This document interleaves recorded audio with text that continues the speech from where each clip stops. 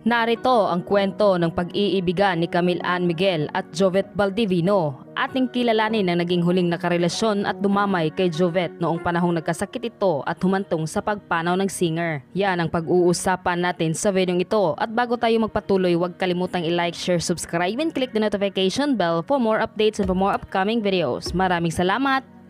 Nakilala si Camille ng marami noong pumanaw ang singer na si Jovet Baldivino. Sa kanyang mga post sa kanyang social media ay panay ang patuloy na pag-alala niya kay Jovet na sinubaybayan na ng marami. Taong 2020 nang magsimula ang kanilang relasyon na isinapubliko nilang dalawa. Sa panahon ng pagsasama nila ay makikita ang puno ng suporta niya sa kanyang minamahal na si Jovet. Sa bawat gig ng singer ay palagi niya itong sinasamahan upang magbigay ng suporta para dito. Kapansin-pansin din na malapit si Camille sa mga kaibigan ni Jovet. Isa ito sa patunay na laging nakasuporta si Camille para kay Jovet Baldivino. Sa pagpanaw ni Jovet ay labis ang kanyang hinagpis na nararamdaman dahil ayon nga sa kanya ay marami pa di umano silang plano. Magpapakasal pa sana sila at bumuo ng masayang pamilya kasama ng magiging anak sana nila. Samantala, sa latest post ni Camille sa kanyang social media ay ibinahagi niya rito ang huling litrato na kasama niya ang kanyang minamahal.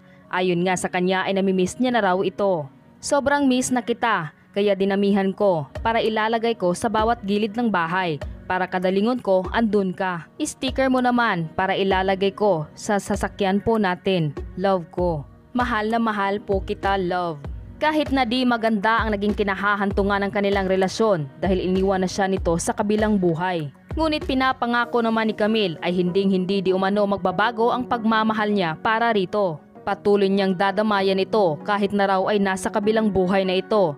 Sa ngayon ay ipupuno na lang daw niya ang pagmamahal niya para sa pamilya ni Jovet dahil alam niya kung gaano kamahal ni Jovet ang kanyang pamilya. Ikaw, ano ang masasabi mo sa love story ni Camille at Jovet Baldivino?